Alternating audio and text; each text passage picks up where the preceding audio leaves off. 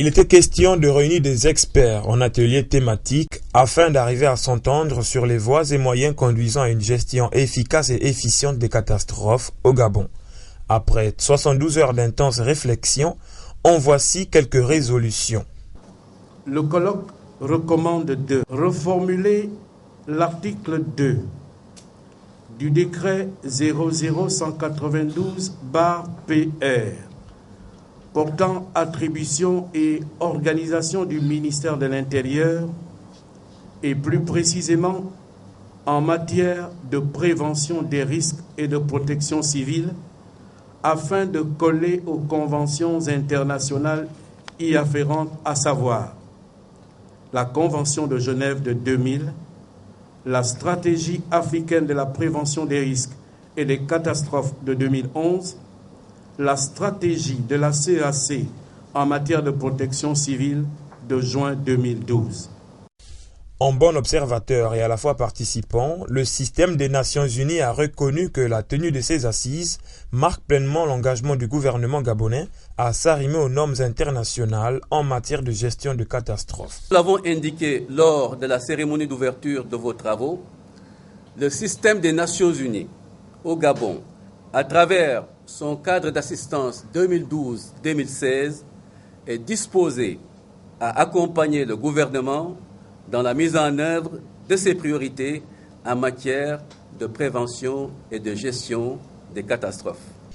Le ministère de l'Intérieur, dans lequel est reliée la Direction générale de la protection civile, s'est prononcé séance tenante par rapport aux recommandations faites. Je puis vous assurer que les pouvoirs publics gabonais, en rapport avec leurs partenaires nationaux et internationaux, ne ménageront aucun effort pour la mise en œuvre, dans la limite des moyens disponibles, des propositions pertinentes dérivant de vos travaux. Protection civile gabonaise, pour une gestion efficace et efficiente des catastrophes, les rideaux sont tombés.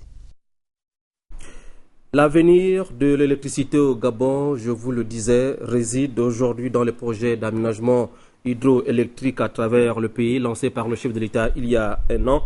Le projet de Minzik est entré dans sa phase d'exécution. Envoyés spéciaux sur place, Edgar Nzembi Dukaga, Victor Mundunga. Après le lancement officiel de ce projet hydroélectrique sur les chutes de Fé 2 à Minzik par le chef de l'État Ali Bongo Ondimba il y a moins d'un an, Etienne Dieudonné Ngoubou, ministre de tutelle, multiplie les visites de sites de production d'électricité et les réunions d'évaluation de ce projet. Ces dernières heures, les équipes de CODER et de CEDEF Gabon sont sur le terrain, notamment ici à Minzik où le chantier a amorcé sa première phase de construction de la base vie avant le démarrage attendu des travaux de construction de la centrale. Pour le moment, nous avons presque fini toutes les dalles au niveau des bungalows type A. Au niveau des bungalows type B, il nous reste quasiment environ 6 à 8 dalles à faire. Donc, dès qu'on finit avec les dalles, on attaque directement avec les associations en bois, comme vous pouvez le constater. Et je peux dire, d'ici fin février au plus tard, fin février, on aura terminé avec tous ces différents travaux. Nous sommes au niveau du sous-bâtiment, c'est-à-dire la fondation. Là, on a coulé la première dalle, on s'apprête à couler la seconde afin pour être un peu soulagé. Nous sommes là pour veiller à la bonne exécution des travaux et à la bonne qualité des matériaux dont les entreprises font usage. Sur la qualité des ouvrages réalisés, les échanges sont parfois rudes. Je constate que vous revenez, vous mettez le bois, vous plaquez tout et vous passez le bois dessus. C'est pas ça un traitement. C'est pas ça un traitement, mon gars. C'est pas ça, sincèrement. Ou à la limite, moi je vais être obligé de vous coller une pénalité dessus pour que vous compreniez qu'on est sérieux. Comme l'avait décidé le chef de l'État, seuls les jeunes Gabonais travaillent ici. Quand on va faire le courant, ça va nous aider, Ça, c'est un grand projet, ça nous aide à faire tout ce qu'on peut faire. La popote, payer les maisons, tout ça là. Je pense que le président de la République a une bonne vision et il faut que les gens participent à cette vision-là. Sur le terrain, tout se monte dans le respect d'une nature visiblement riche. En direction du nord du pays, les pylônes de transport des lignes et le câblage sont installés jusqu'à l'entrée de ce premier poste haute tension près de Minzik. Le projet fournira suffisamment d'énergie. Cette énergie hydroélectrique est importante, elle sera moins chère que le pétrole et nous en avons vivement besoin pour sécuriser notre approvisionnement et surtout permettre, comme le souhaite le président, un Gabon de l'émergence avec une énergie pas chère. Outre les quelques 470 000 foyers installés dans les villes du Gabon, les deux projets hydroélectriques lancés par le chef de l'État Ali Bongo Ondimba à Fougamou et ici à Minzik dans la province du Nord pourraient donner de l'électricité à environ 2000 villages, ce qui représente à peu près 70% du territoire national. Ici sur les chutes de Fé2 à Minzik, Victor Mondonga, Edgar Djambi-Lukaga. Autre projet phare attendu par le chef de l'État, la mise en service du futur complexe métallurgique de Mwanda. Il y a quelques jours, disais-je tantôt, noté à Mwanda cette symbolique cérémonie de pose du premier équipement du futur complexe métallurgique de la cité minière. C'était en présence du diplomate chinois en poste au Gabon, TV Masuku, Jean Romano, Luba, Fabrice Lembumba. C'est la traduction d'un projet initié en 2009 par feu président Omar Bongo Ondimba qui avait posé la première pierre de ce complexe métallurgique de Mwanda. La matérialisation de ce projet aujourd'hui avec la pose du premier équipement a été bien accueillie par les autorités. Le complexe va jouer un rôle important dans la réalisation du programme proposé par le chef de l'État Ali Bongo Ondimba de construire un Gabon émergent, mais aussi dans le développement de l'économie locale. En présence de l'ambassadeur de Chine au Gabon, le directeur de cabinet du ministre des Mines Emmanuel Eyegenze, le préfet de la Lépombi-Leyou Maurice Rekanga et le maire de Mwanda Lepe Mangoy, l'administrateur directeur général de la Comilogue Jean Fabre a rappelé l'engagement de Comilogue, Eramet et TCC quant à l'aboutissement de ce projet. À ce jour, toutes les équipes de Comilogue, Eramet et TCC sont mobilisés pour permettre à ce que les engagements pris par Comilogue et Eramet le 7 avril 2009, lors de la première pierre, que ces engagements soient respectés. Soyez nos fidèles interprètes auprès de notre ministre de tutelle pour lui délivrer le message suivant. La réalisation de cet ensemble industriel de classe mondiale est en bonne voie et sera livré pour fin 2013. Pour l'ambassadeur de Chine au Gabon, Sun Jiwei, ce complexe métallurgique de Mwanda est une nouvelle forme de coopération entre la France, la Chine et le Gabon. Je souhaite donc simplement un grand succès, un plein succès à ce projet assez important et je remercie tous les travailleurs qui y contribuent. Merci.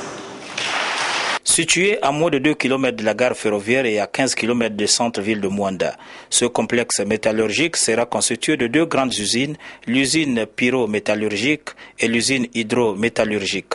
En clair, c'est un produit semi-fini qui sortira des usines de Mwanda et qui sera exporté. Cela grâce à cette marque de cuve qui a été posée en présence du directeur des projets métallurgiques, Johan Carrette. Et donc cette cuve-là que vous voyez, qu'on vient d'installer, c'est une cuve où on prépare un réactif qui va justement servir pour faire cette dissolution.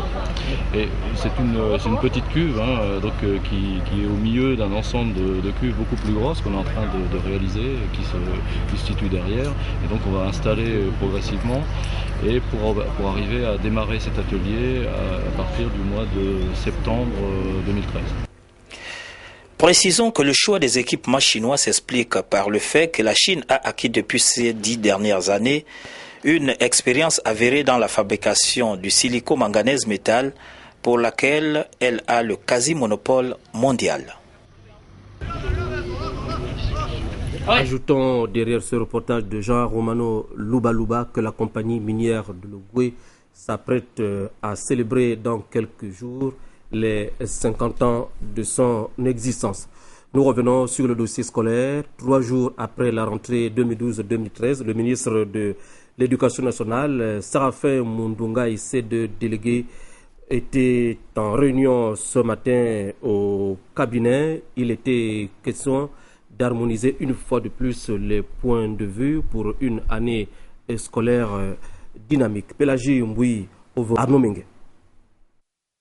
C'est à la faveur d'une réunion de mise au point que le ministre en charge de l'Éducation nationale, de l'enseignement supérieur et technique et de la formation professionnelle chargé de la culture, de la jeunesse et des sports, Séraphin Mundunga et ses 2 ministres délégués ont donné les directives aux différents responsables récemment nommés ou reconduits à leurs fonctions lors du Conseil des ministres. Occasion pour le ministre de la tutelle de souligner que chaque administration a une mission bien précise à accomplir, car le gouvernement de la République a besoin d'une nouvelle élite efficace et dévouée au service du plus grand nombre pour le rayonnement de l'administration gabonaise. Et pour conclure, les ministres ont instruit les responsables de chaque service d'organiser tous les 2 mois une réunion de concertation.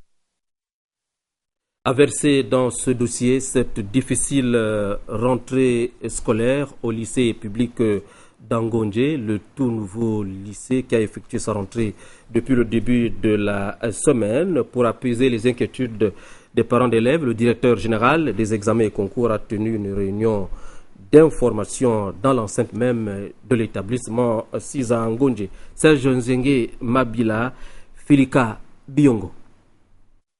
Cette situation quelque peu confuse a nécessité une réunion d'information dans l'enceinte du nouvel établissement situé dans les locaux du stade de l'amitié sino-gabonaise. Venu expressément pour la circonstance, le directeur des concours a tenu à apporter des éclaircissements aux parents d'élèves sur le processus d'orientation. Lorsqu'il y a un concours, il peut y avoir 100 candidats, mais 100 candidats pour 25 places. 100 candidats pour 25 places. Le 26e peut être déclaré ajourné avec la moyenne. C'est ça le principe du concours. À l'examen, il suffit d'avoir la moyenne et vous êtes déclaré admis. Or, cette année, le ministre de l'Éducation nationale a décidé que tous les élèves ayant obtenu une moyenne supérieure ou égale à 10 doivent être déclarés admis.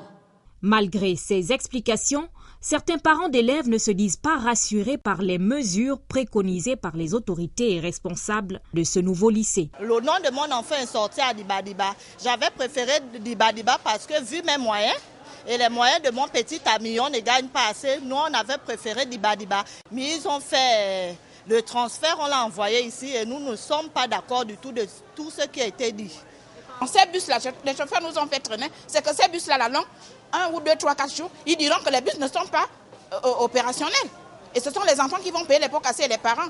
Donc là, je ne suis pas satisfaite. Si les mesures d'orientation et d'accompagnement ont été prises, le souhait de bon nombre de parents est que ces dernières soient durables et s'étendent également sur le plan sécuritaire. Sur un